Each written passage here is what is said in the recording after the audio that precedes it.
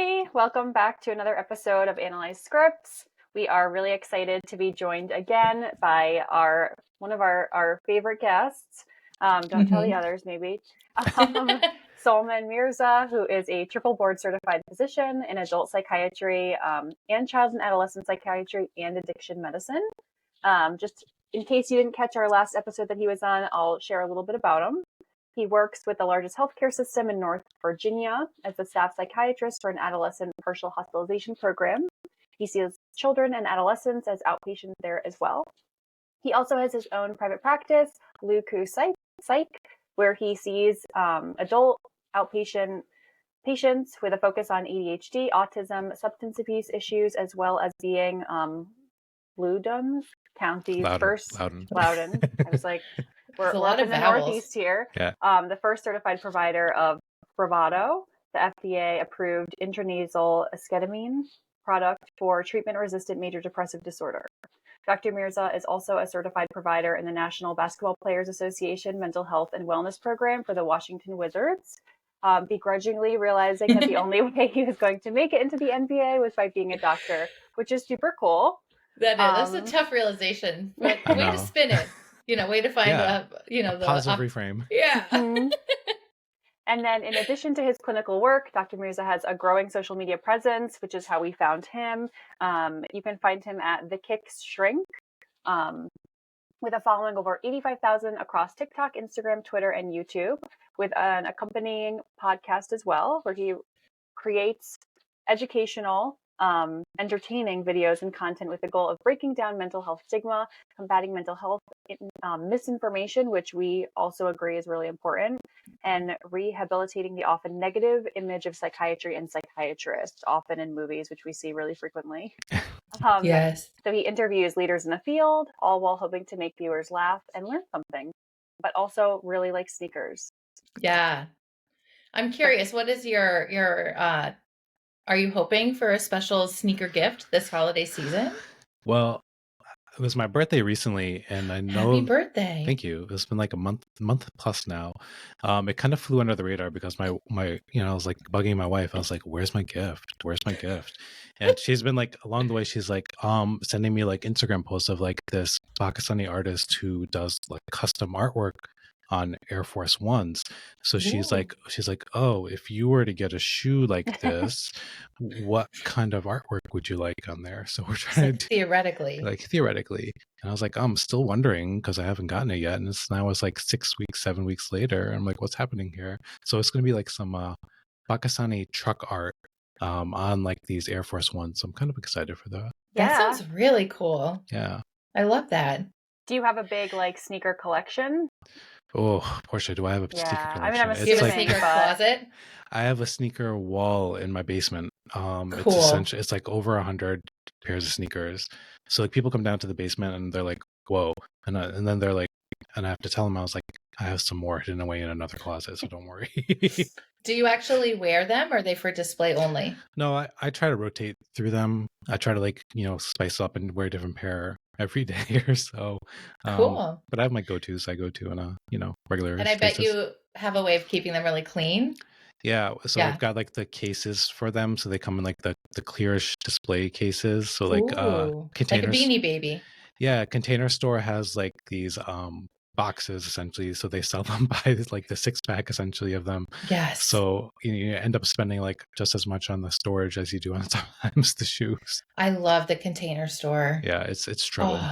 Oh, just like they have containers for everything. Yeah. Every shape, every size. Like every now and then I go through these like fantasies of just like organizing my whole house, right? Like a place for everything. And I have this fantasy, like the rest of my family members will just do it. And they won't. Of course not. They won't. No. But it's a nice fantasy. You made a good point about the Beanie Babies, but I think we also used to store like Furbies. Yeah. In those glass containers as well, which leads us to our movie today. Yeah, so we're talking about the 1984 movie Gremlins, which was a smash hit at the time. It still is. It's like one of those classic movies, but totally every time I watch this, I think about Furbies, which came after Gremlins. But I always wonder, like, how did that fly? Because they look identical. And I think they actually even came out with a Gizmo Furby at one point that's like super hard to get now. Yeah. They were I don't creepy. know. You thought Furbies were creepy? Yeah, one of my friends' fathers, like when we were 8 years old, got really like annoyed at her Furbies for not like being turned off, and he like threw them all over the balcony, like down. Oh, Like obviously that was probably he maybe had something else going on, like Sounds like it. underlying anger issue. But I remember she was devastated. So that's Yeah. what I think about when I think of Furbies. So hope she's in therapy today, but I don't know. Wow. Talk about a core memory. Yeah. I'll say there's some issues going on there. I think that explains plenty of stuff there. Yeah. But so, Sulman, give us your hot take on this movie. Why do you like it so much? What made you want to revisit it? Yeah, so Gremlins is one of my favorites. You know, I remember way back when when I was growing up, me and my sister in upstate New York, in summertime, our parents weren't big on like doing stuff. So they're like, you guys just stay in the house, you know, and just like do nothing. They're like, here's like some math books and some books to read and stuff. And then we'd be like, you know, me and my sister hanging out, be like, let's just watch some movies. And so we'd go through the old VHS tapes that we had at home. And my dad would always like, you know, tape stuff off the TV, so we'd have to like fast forward through the commercials and blah blah blah for the people who remember VHS tapes. Do you remember the rewinding machine? Did you have one of those, or did you do it by hand? We just rewound it in the VCR itself. So yeah, after a movie, you have to be like, all right, guys, let's wait around for another 5 or 10 minutes to rewind this movie. But Gremlins 2 was always in the rotation. Gremlins 2, which is like the worst of the movies, but it's very, very cheesy and crappy. But I always kind of liked it for whatever reason. It was like, that was our rotation. Mighty Ducks 2 was in our rotation, and like Star Wars like was in the rotation. Of always course. The sequel, not the original. It was very bizarre, but like for whatever reason, that was the one that was there. And then I remember like watching Gremlins 1. I loved Gremlins 2, but I remember watching like Gremlins 1 later and being like, oh my God, this is so much better and like fantastic, and it's amazing. And then like I watched it again a few years ago, and I was like, oh, I have like a different appreciation for it now. And then I watched it again, you know, over the weekend. I was like, oh, another different appreciation and interpretation viewing on it. The other thing too with it is like when people always ask me, like, oh, what's your favorite Christmas movie? Right? It's always like the time of the year we're getting there, right? I don't celebrate Christmas. It's, you know, I'm a Muslim. We don't celebrate it kind of growing up. So for me, it was always like, yeah, my favorite Christmas movies are Gremlins, Die Hard, and Home Alone, right? Yeah. Because Home Alone is universal. We all like we all like that one. But that was like my thing. So I always appreciated it as like a non-Christmas movie, I guess. Yeah, and there's a lot of controversy about Die Hard, whether it's a Christmas movie or not. I hear this, you know, in the ether. It's a Christmas movie. Yeah, I think we can agree. Yeah. So what do you love about this movie? I liked it because it was one of the things I always like about movies is the practical effects. So this is like I said, 1984, and I can just, you know, I was 2 years old at the time, so I don't remember it when it came out, obviously. But like I love the practical effects of it. I love this, you know, you created these creatures who are iconic, right? These, you know, what is it, 40 years later, oh my God, 40 years later that we're still talking about them, that people are still clamoring for like a Gremlins 3. I think there was just like a cartoon series on Max that like just came out in the last year. Gizmo is super cute. Oh my God. So cute. Like, the cutest like, so like, cute creature that's out there. I feel like there's probably a lot of Shih Tzus out there named Gizmo. Yes. Yeah. You know. My cousin had one, and now I get it. Yeah. Yeah. So that was like the appeal of it, and it was just like it was a great kind of send up of a lot of like these classic kind of Christmas stories too, like various very obvious kind of send up of like It's a Wonderful Life, and just like that dark kind of humor that's in there, that was always appealing to me. And then more recently, you know, I think we were talking before, like the idea of like, oh, this is kind of like a metaphor for parenting and getting into adulthood and all that stuff. So say more about that. Yeah. So when I watched it again over the weekend, and I watched it with like my eldest son, well, my only son, but I have like 4 kids, right? So this was like, let me just watch it again. I always kind of originally thought of it as like just a basic kind of horror movie, but like a comedy horror movie, not a comedy horror, but a horror comedy, right? Yeah. And then nothing more. I thought it was just a very superficial pop kind of culture-ish movie, and there it is. When I watched it again with the kid, right, I was like, oh, this is hitting different because it's a story of parenting. It's a story of like the ideas of what we're supposed to do, the rules that are there, and then what happens when you break the rules of parenting. You have like the old grandfather, right, in the beginning, right, and it's very kind of just straightforward, like as a grandfather who's like very wise and like these are the rules of here's your new baby, right? Here's, Gizmo being the baby, and a child. And it's like, this is what you're supposed to do. Again, the 3 rules are like, don't feed them after midnight, don't get them wet, and keep them out of sunlight or else they'll die. Right. And we see this like with when you become a new parent, right? And I've gone through it the 4 times. It's like everyone kind of telling you like, this is what you're supposed to do. And your own parents, right? The grandparents of the child telling you like, these are the rules. These are the things you're supposed to do. And even funny enough, yeah, sorry to interrupt, but like yeah, our rules are the direct opposite. Like yeah, feed them whenever they want, yeah, get them outside, except yeah, your parents maybe who say stay inside all summer. yeah, And make sure you bathe them. yeah. So it was interesting from that point of view. I hadn't thought about that before. And then as kind of this journey through like we're going to be, cute and cuddly. Gizmo is fantastic and we love him. And he like sings these songs. He's like cooing. And it's like, he's so super nice. He's like better than the dog, right? He's going to replace the dog, right? So it's like a new baby, a new child in the household. And then we get into like, adolescence, right? We get into like adolescence or like or even like the terrible twos or whatever you want to say, where it's like now we've broken the rules and now they are these gremlins, these terrible monsters who are just destroying everything. So that was like what really struck me upon this more recent viewing. It was like, oh, this is what it's kind of like a allegory for. Wow, I never thought of that. But I can totally see that now. And I'm just thinking now about this scene where the mom, Lynn, I think was her name, is like trapped in the house with the gremlins who are like trying to hurt her. And she kills them like one by one in these very graphic, violent ways. And as she keeps doing it, you see this like pleasure in her face that she's doing that. And I thought that was a really interesting depiction of her finding this like sadistic joy in killing these creatures, given like her role as like the stay-at-home mom who doesn't really have a say and has all, this husband who's off all the time with these like wild inventions that don't really work. Terrible invention. And she's just like, stuck at home alone.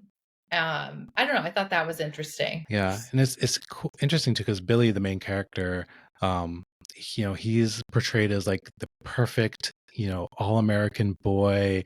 He like he's like living at home, like, being there for works at a bank. He's got has a dog. And like, he's, hanging out with mom. They're like getting ready for the holidays together, super supportive, while dad is again out being a terrible inventor on these road trips and like absent all the time. And then so that was like really, and then again all this stuff happens to him and the world Kingston Falls gets burned to the ground. That felt like a little neglectful. Just like with his even like dismissing of the instructions when he like kind of I guess stole his phone. He totally stole. And then like laughing about it, like, oh well, I think you got to do these 3 things. I was like, wow, you remembered them. Like I was like impressed that because that he could then tell his son how to kind of do it. But then if you think about it in kind of like not the context of a movie, it's like you got this bizarre creature, right? This that like is not a dog or a kitten or a bird or a toy, right? Or a toy, and you're like leaving it with your son, giving these random instructions that seem ridiculous, and then you're going off again. And it's like, well, what? Right. any danger, like any, oh, I probably shouldn't do this. Oh, this is a bad idea. It's like there's none of that. Yeah. I don't know. I think we see that though. I mean, and I think stereotypically we see that with like the busy working dad who's not really physically or emotionally present, but will shower the children with gifts as sort of like a token of their affection, but then isn't even around to like appreciate the children with the gift. And I think even beyond that, I would imagine a lot of parents feel that this time of year at the holidays, like there's just so much pressure and chaos and busyness. And it's like, does anyone like sit in front of the tree and just like be together? Yeah. Right. It's always the competition of like who's going to get the biggest gift, the best gift, right? And then even then, like when he gives the gift, or he gives Gizmo to his son, to Billy, he's like, oh, I need to find a way that I can like make more of these and like become. This is going to be like this is going to replace the dog, right? This is going to be like the pet of America. And they like uses his last name, right? The Pendleton or something like that. Yeah. Pet. Yeah. And it's just like he's so, I don't know. It's just like that's really only where his brain goes. It's like if we think about just priorities, it's like his priority is to almost a little bit of self-importance versus like financial gain. Like he wants to be celebrated, he wants to be known, he wants to be important, famous. Yeah. And even like that doesn't. I was just gonna say like, and even like within the home, right? Like so all this stuff is in the home, and they the orange juice maker doesn't work, the coffee machine doesn't work, and like the phone thing doesn't work. And it's funny in a way, like it was in kind of mean and self-grandizing, like you're saying, is like even when the mom picks up the phone and like talks on the regular phone, and he's like asking, he's like, well, you're using the device, right? You're using the thing, right? Like you have to use it. You can tell, right? That he's always still just like, even if this terrible thing, nothing works, he's like, we're still gonna use it. And she goes along with it. Like she totally plays into it. And I think that scene you're talking about in particular, we don't even hear him say that dialogue. We just hear her response where she's making an excuse like, oh no, I was out on the porch, I couldn't get to it or something. But we saw her try to use it and it failed 3 times. And that is so interesting to me that everyone's has this almost like shared delusion. It's too strong of a word, but we're all like boosting his ego up and his image up, even though like none of his stuff works. And I can't imagine it's lucrative. I kept wondering like, how do they afford their house? The travel. All these conferences. It's upstate New York. So upstate New York is like, it's extremely, extremely cheap. So there you go. Yeah. But so then we meet we saw the little boy who's like Billy's friend, who's in my favorite movie ever, Goonies, or The Goonies, which I was just like a pleasant surprise of. So did more movie question? Did the same director directed both of those, right? Or there's the same something like that brought him over? Oh, I know, like Steven Spielberg, like produced both of them at least. I think. I know he was a producer for Gremlins. I can't remember if he did Goonies. I want to say he did Goonies. That he was a producer at least for it. Probably. Yeah. Because he really liked him. And then, Goonies is where he kind of like blew up on. But yeah, so you had shared a little fun fact also before we got rolling, which I think the viewers would love to hear about the rating of the movie. Oh yeah. So Gremlins was rated PG, and I was kind of like doing a little reading on it, and I saw that there was so many families that were going into the movie expecting cute little Gizmo. And I think like the advertising was like around Gizmo and how this was going to be like a Christmas movie and a family movie. And it was like, funnily, it came out like in the middle of summer. Like, oh, that is along funny. with like, I think it was like that and Ghostbusters came out on like the same weekend, and like it held its own. This was like one of the top 3 or 4 grossing movies of the year, with Ghostbusters and Indiana Jones and the Temple of Doom, which we'll get to in a second. But like, so this came out, and then everyone was like, "Oh, this is gonna be a fun little movie, family movie, right?" Oh my god! And then it becomes this. It devolves into this terrible mess of like horror and gore and violence, and families were like walking out because they're like, "Oh my god, my children can't see this movie." So that was happening. Indiana Jones and the Temple of Doom came out that year, I think, as well. It was rated PG as well. And of course, we all remember Indiana Jones and the Temple of Doom with Galima and the guy ripping everyone's heart out and eating monkey brains and all that fun stuff. And we're like, oh my God, what is going on? So this movie, those movies, like it led to the formation of like the PG-13 rating, because people were like, we need to find something that's in between PG and R to kind of have this there. So I think it was important historically from that point of view as well too. Oh yeah. Yeah, I mean, it's that's definitely interesting. I didn't know not that. like a PG film. No. And I think that I saw online that they toned it down a lot.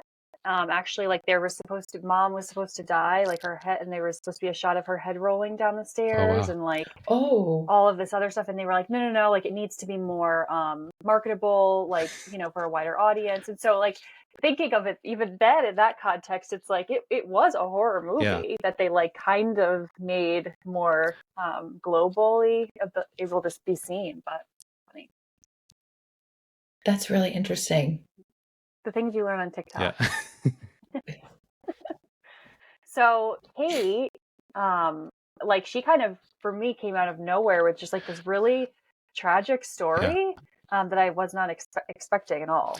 Yeah, Phoebe Cates, like again, who for a lot of guys in the '80s turned them from boys into men. Uh, but yeah, she has these two scenes, right? Like these two major scenes in the movie. The one where they're walking, and then like the other part where they're like, randomly just spills her beans about like her father and how he had this tragic thing happen to him and why she hates Christmas, which I thought was like really interesting from a point of view, from us in the mental health field, right? Like when we're with patients, clients, and, when we're around this time of year and we're like, well, Merry Christmas or have a good Thanksgiving or have happy holidays. And we say it very cheerfully and we assume that like everybody is like loves the holidays, right? And this really great for them. It's Right. like the best time of the year. And it's like, Right. not always, right? Right. It can be a really painful time of year. For enough people, right? They're very difficult times of year. Like sometimes there's a lot of like family trauma that's there, and then like they're forced to be around other family members, or they're potential like abusers, or again, there's other memories associated with like the holidays. And so when we like thrust upon our idea of like it's the holidays and you should be happy and just get the Christmas spirit, like we can't do that. So it was something that like I've changed over the course of my years. Has been like, well, when I ask people, I was like, well, how are the holidays for you? How is this time of year for you? So you have an idea of like how to approach it or how to kind of like sign off or even just talk and process about it with them.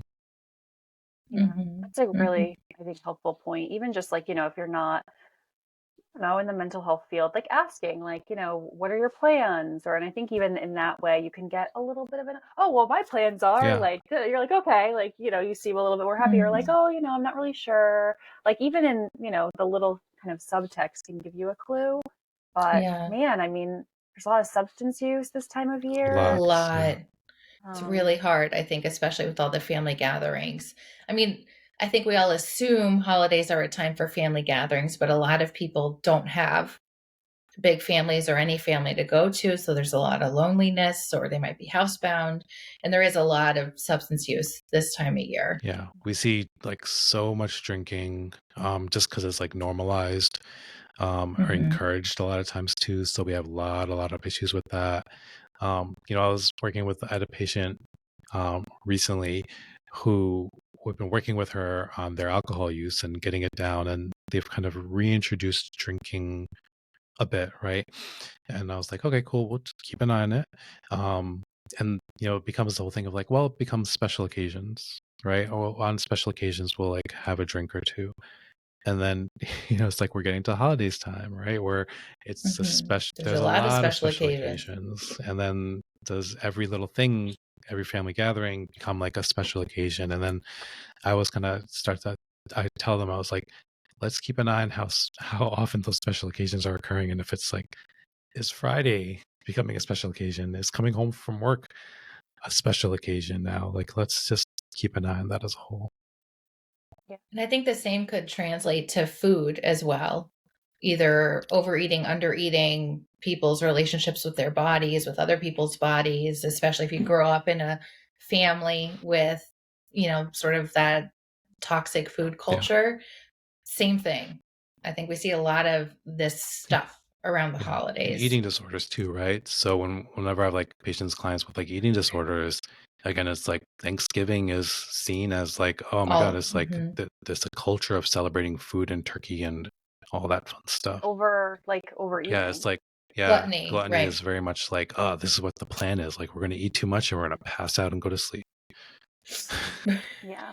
Yes. And the comments of like, and you know, the normalization of the comments of like, oh, well, you know, I'm going to skip all of the meals except, you know, Thanksgiving dinner. And it's like, okay, well, then of course you're going to overeat, Yeah. you know, and Right. it's encouraging people to eat as you normally would throughout the day. And, you know, it's a way to help you keep a little bit more regulated, but it's so hard. It's a hard time of year. Yeah. But that scene with Billy and Kate walking home in the snow, where she is, you know, starting to talk about her negative feelings about the Christmas time of year. And she mentions like, well, it's the highest, you know, it's the time of year where there's the most suicides. I thought it was important to point out that that's actually not true. I think that's a common misconception, and it makes sense, right? For all the reasons we're talking about, all the stress and everything. But the CDC actually consistently reports that the time of year with the highest suicide rate is between April and June, which a lot of people wouldn't think. Yeah. I think we often think it's like between Thanksgiving and Valentine's Day.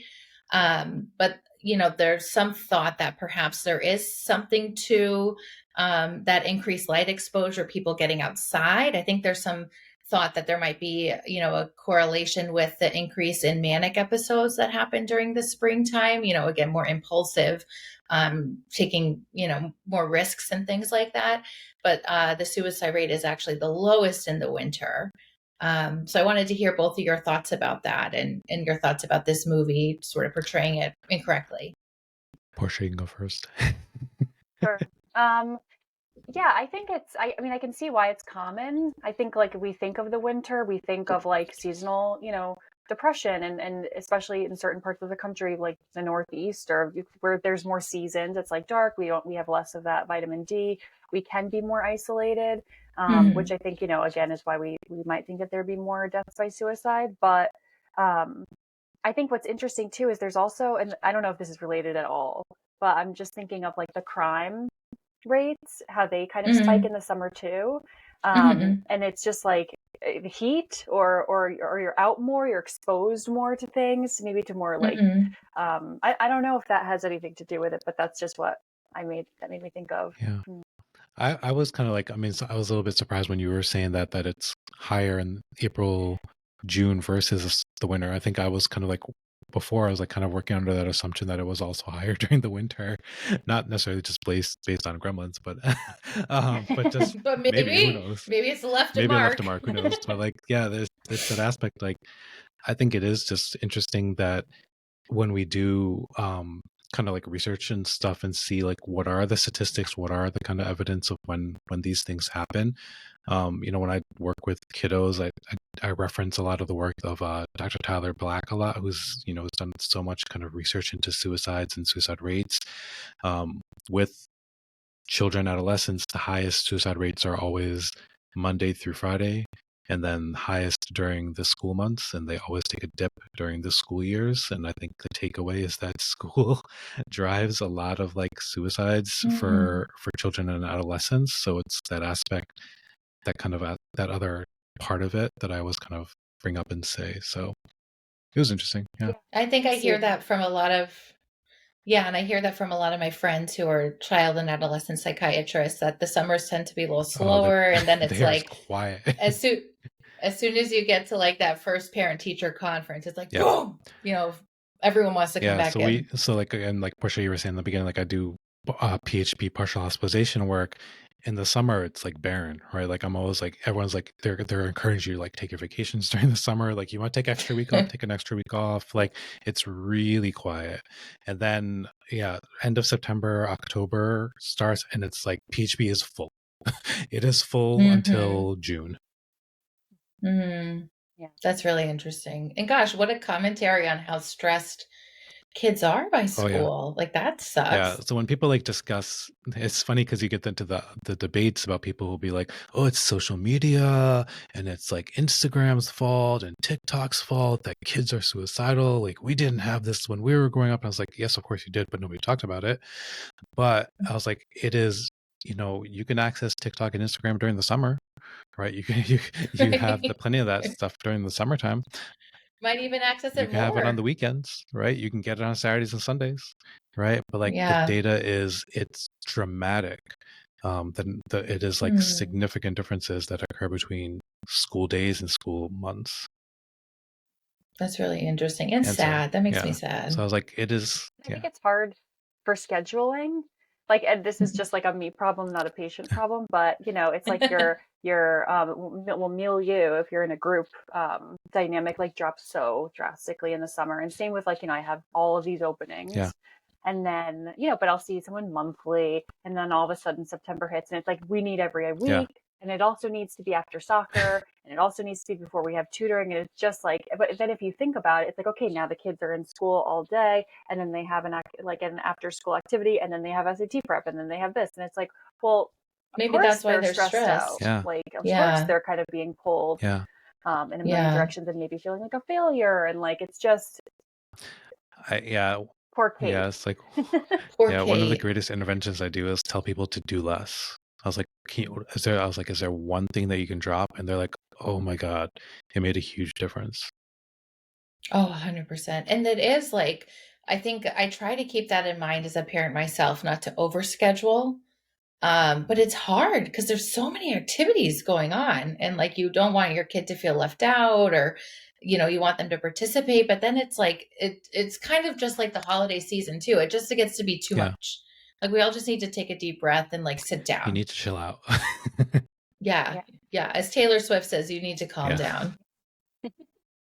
So talk about trauma with like finding her dad deceased for days with like a smell. Yeah. And he was Yes. dressed as Santa. I mean, what a obvious reason to not like Christmas anymore. Yeah. Like, whoa. Yeah. So that was like this terrible story that like again comes out of nowhere. That was one of like the kind of the criticisms of the movie as a whole. I can imagine like all the families going to see the movie and then being like, oh my God, Dad is trying to like be Santa Claus and come down the chimney, and he gets stuck and he dies. He gets stuck there, and then like they start being like, oh, what is this weird smell? And then doom, there's Dad in the chimney. And that is a smell. No. I don't know if you ever rotated through forensic pathology, Sulman. I did, because I'm just a morbidly curious person, I guess. That's a distinct smell. All the true crime shows say that, and it is true. There is the smell of death that's there. That is not fun for anybody. But also, like, why wasn't anyone looking for him for days? I think they were. I can't remember. Like, I think they were, but everyone was like, they just. Oh, they were. I mean, nobody could find him, right? Because they're like the work. I think they called like work, and they're like, he's not here or something, and yeah. Oh, okay, that makes sense. Actually, no one would think to look in the chimney. No one would think to look in the chimney. But hot take: if you can't find someone, check your chimney. I think maybe this is why chimneys are much narrower now. But no, this is, I mean, like, this is a very obvious trauma. And like, for some reason, I don't know why, but like, I knew that there was a twist of like something that happened with Dad. And for some reason, I was thinking that it was like an assault or an abuse that occurred to her. And then it was like, oh yeah, it was the Dad gets stuck in the chimney. So I remember there was like a trauma that occurred. And that's kind of like the thing that we're talking about before, is that like, there is these moments that occur, right? These associations that occur. Again, like we see so many times with like sexual abuse, incest kind of situations that occur, like it's the creepy uncle or the aunt or somebody like that. And again, like, what are you supposed to do in family and family kind of gatherings when they get invited? And, whether parents may know or not know, they kind of decide to not do anything about it, or let's not talk about it. I think a really good kind of reference for this was that that Indian movie that came out many years ago. I can't remember the name of it. It was like some wedding, monsoon wedding, I think it was, right? And I don't know if you guys watched it or not, but like that was kind of the premise. Is like the uncle had like assaulted one of the girls like as a child, and everyone was like, we're not going to talk about it. let's just leave it alone. And then she couldn't take it anymore, and then like had a big fit at him, and the family members are like, why are you yelling at him? Why are you still talking about this? This happened like 20, 30 years ago. Like, why are you bringing this up right now? Like, but this happens happens all the time. all the time. So many times, right? And then people are just supposed to just pretend like nothing happened. Right. Keep the peace. Just go along with it. And it's like, gosh, like not only was this person traumatized and violated in such a major way, now we're all perpetuating it by telling them like, don't talk about it, just suppress it. We're re-traumatizing them. Yeah. It's so awful. Yeah. So then like just bringing it back to like Phoebe Cates' character is like, we see every year like, oh, Christmas stories and like families and Christmas cards and dad or like sit on Santa's lap, and it's like, like all this all the stuff that goes along with like Christmas time, and like how else can you feel, right? Well, like where you're supposed to be like with your family, and Santa's this wonderful character, and like he's hopping down chimneys and dropping off presents with kids, and it's like, oh my god, can you also like Santa, if you really think about it, it's kind of creepy. Like this old man, stranger you don't know, like you sit on his lap and ask for things, and then he just like comes in your house. Are you good? Are you naughty or nice? Sees you, judging right. you. He sees you when you're sleeping. It's like kind of creepy. Very, very creepy. It's kind of creepy. I think too, in my work as a reproductive psychiatrist, I see a lot of grief around the holidays. At least in like our American culture from a Christian, religious standpoint, with all the focus on the baby Jesus and family and growing your family and gatherings. There's a lot of grief for women who've lost children or want one so badly, and I think that applies to whatever your family system or structure is. If there's been tragic loss or even untragic loss, like loss is hard no matter what. But especially this time of year, the first holiday after someone died, or now we're doing things differently. It's just hard. And I don't think we leave enough space in all of our busy schedules to just like allow ourselves to feel that. Or to even kind of like accept that other people have different experiences. Right. It's like, well, still get into the Christmas spirit and still like, have your pumpkin spice lattes and continue on. Yeah, like go sing a carol. It'll make everything better. Yeah. You see Billy do that a little bit, and until she shares her story, but he's really kind of like pushing her to be like, well, what do you mean? And like, it's the best time of the year, and why? Like, that's weird. And then she kind of like, whether she wanted to or not, I would imagine felt inclined to be like, well, this is why. And I think a lot of people also, it's like when they are being pushed or encouraged kind of forcefully to get into the spirit, it does really feel kind of like non-consensual. And oftentimes like you're kind of forced to share something that maybe you don't want to or you're not ready to. But or some people, like, again, I do sadly see the same example you mentioned about like there being some sort of abuse or violation in the past and having to see that extended family member, and often it might be this type of situation coming up that finally leads to someone disclosing it for the first time to like parents, and how unfortunately some parents might be upset. Like, why'd you have to tell me now? You've ruined Christmas. You're ruining the holidays. Yeah, exactly. And it's like, holy moly, like, come on. Yeah. I do think though it is possible, even when the holidays are hard, it is possible that maybe they won't always be hard. And, I like to encourage my patients when they're at that point to also, something I use is thinking about like, grief and love can be like two sides of the same coin.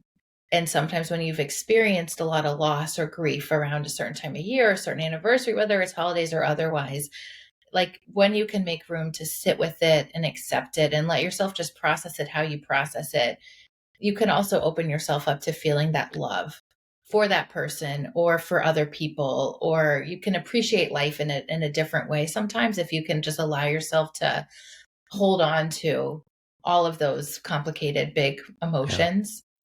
Yeah. And there's, like also like with trauma, talking about that a little bit too, like there is also the community trauma that occurs, right?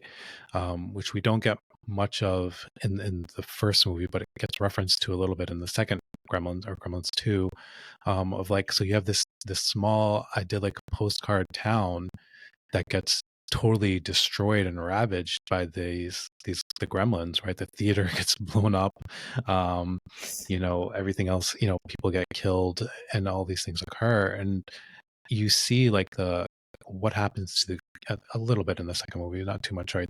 They moved to New York City, right? That's where the main setting is. And like, they're like, we had to get away from there. We had to get out of that place, right? We had to run away from there. And it is that aspect, right? We have to remember that like communities, places we live are like people as well. Like they can have a trauma occur to them that doesn't go away. Like I think we see it with things like New York City and 9/11, right? Like that's, again, we never forget kind of thing, right? That's never going to be forgotten. So when tragedies occur to areas, that's a thing that we have to kind of remember, and collectively, society-wise, community-wise, have to remember too. It makes me think of like, towns who experience like school shootings. And I was just thinking like Sandy Hook, holiday time, or like, and it's like there's so many families with a huge loss, and like, what do the holidays look like, and what it, you're that almost like too, just like survivor's guilt, like your kid is alive, and like, how, like it's just it's very complicated, and I think you're right. Like that community aspect is totally not to be forgotten either. Yeah. So I was thinking that either of you two could kind of talk a little bit about like delusions or hallucinations. With just like, we did see that scene where Billy is at the police station and like telling them that this is going to happen, all these terrible things, and he shows them Gizmo, like who's super cute, and they don't believe him because it sounds right, like not true. Yeah. Unbelievable. Yeah. So what is a delusion? What might, if a patient told you this, like what might you ask them? What are some other questions or assessment tools that you could use? Yeah. So delusion is a fixed false belief, right? That's kind of the boilerplate definition of it. So fixed in regards that like, no matter what you do, no matter what you say, like there's no way that you can change that person's mind. And then false is that it's obviously false. It's not true. And these are, like I do mostly child adolescent work, but I have some adults, and I have like, I would say like one patient I would say that has like delusional disorder.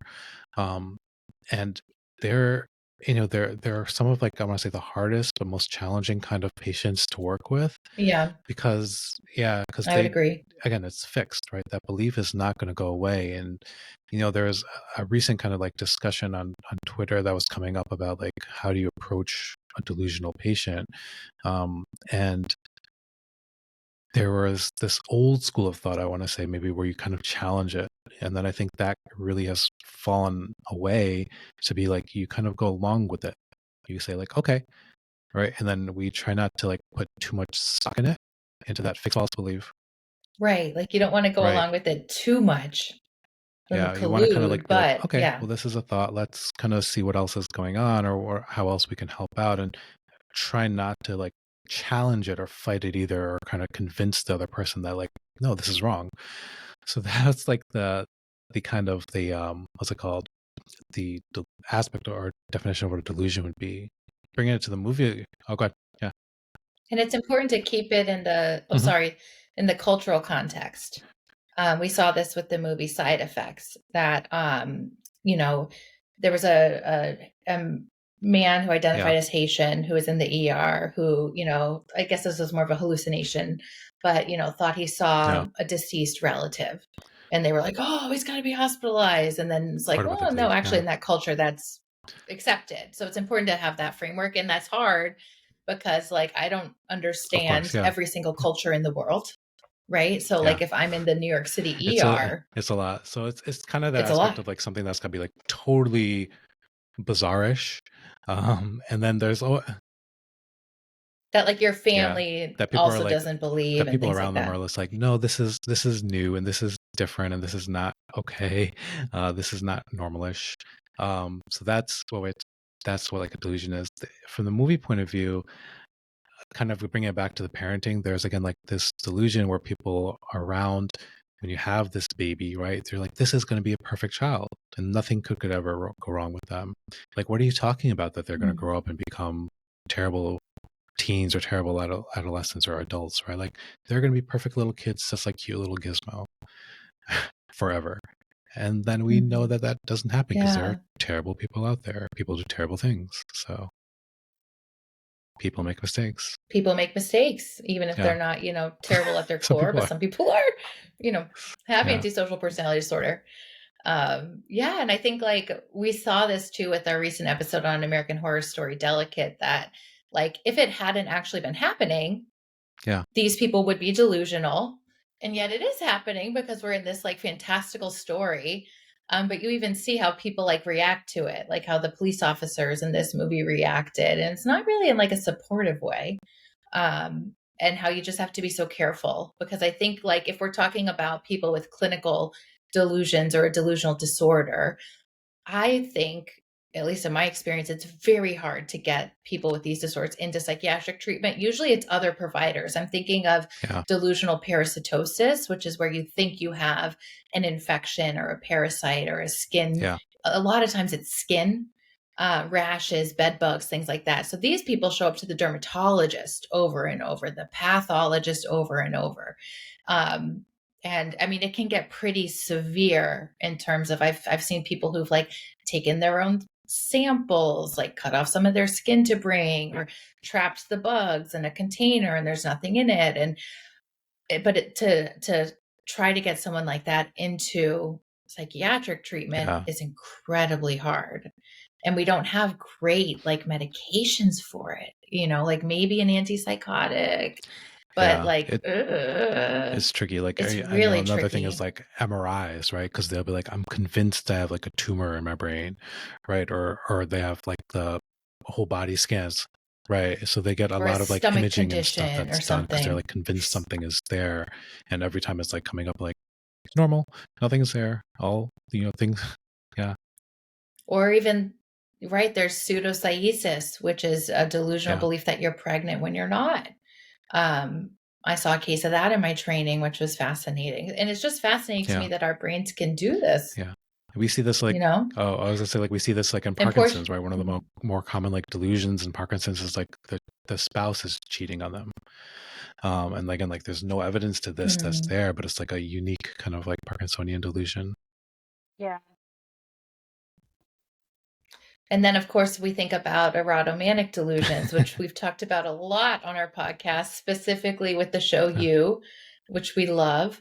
But Portia, like you'll appreciate this. I remember one time I had a patient, an elderly man who had an erotomanic delusion about Taylor Swift and would listen to the radio all day long in his hospital room waiting for her song to come on. And it would come on a lot. And he would be like, that's my girl. She's sending me a message. That's my girl. For real. And he was in the hospital for a totally non-psychiatric reason. But when the team picked this up, they asked us to consult. I was on the consult team at the time, and we were like, well, he's not hurting anyone. He's not stalking her. Yeah. We can't really change it. Yeah. There's that aspect of like, we have to go along with it. We have to kind of like keep an eye on it until it becomes like problematic, right? Until it crosses over into be like, oh, it's now it's a problem. Right. And again, one thing we all want to keep emphasizing is that people with psychiatric conditions are much more likely to be victims of violence than perpetrators of violence. But at some point, like I think especially with more erotomanic or like violent delusions targeted toward a specific person, that's when you really, your red flags go up and you have to be really careful in your assessment. I know. So poor Billy, seeking some help, and just really his dad's not there. The cops aren't helping him. His mom's like, yeah. And Gizmo save the day. The vet or the school teacher, like the science teacher. I don't think he's a vet. The school the science teacher. Oh my God, that was so graphic. Yeah, but it was a good movie. I had not seen it before ever. So I enjoyed it. I thought I didn't know what to expect. Like I thought it was going to be like like weirder. It was pretty weird. But I thought it was like funny. It is funny, yeah. It's It definitely is pretty funny. And now, like Katrina says, which I thought was a good word, it's like campy. Like it's like, Yeah. it's just, you know, I wasn't It's scared Gremlins. watching yeah. it. Yeah, It was it's great, like the scene, you like know? when they spend a lot of time like when the Gremlins are like at the bar and they're just like doing all like this stupid shit, right? they're like drinking, they're smoking. One of them has like a gun, like just randomly shooting the other Gremlins. Like, and it's like, oh, this is all like not like, you know, ideal teenage behavior, but like not ideally not shooting each other, but like at, you know, this is what teenagers sometimes, right? Yeah, Unfortunately, but like Sometimes. this is the idea. Is like this is what teens do. They do stupid shit, right? Like they just get together and they act stupid around each other. They drink and they make poor decisions and they like things happen. And like this, that was the thing that, again, like on this recent viewing, I was like, oh my goodness, I didn't see this before. I know. It's so interesting to me when you can rewatch movies as you grow up and take different things from them, like based on your own personal experience. And I always wonder, like, the people who made Gremlins, was that their goal, or was it just like an interesting coincidence? Yeah. You know? No. I don't think we'll know. I don't know. Well, course. Sulman, thank you so much for joining us today and for recommending Holiday this classic. holiday favorite, holiday classic. Can you let us know where we can find you and follow you and join your TikTok, Instagram, YouTube, the main Twitter one is following? the Kick Shrink on like what's it called, Instagram and TikTok and YouTube. I'm trying to put a lot more effort into like the YouTubing nowadays because that's where the money is. I'm trying to like retire from like medicine, you know, but it's fun too. And then Twitter is my old high school nickname, Sul Money, SUL Money, that I've had like forever. So Nice. Love that. I like that. I like that. Of course. Well, again, thank you so much for joining us. And we can't wait to see those cool sneakers whenever you get them. Thank you guys for having me. And you can find us, as always, at Analyze Scripts Podcast on TikTok, Instagram, and now on YouTube as well. And we will see you next week for a new episode. Take care. All right. Bye.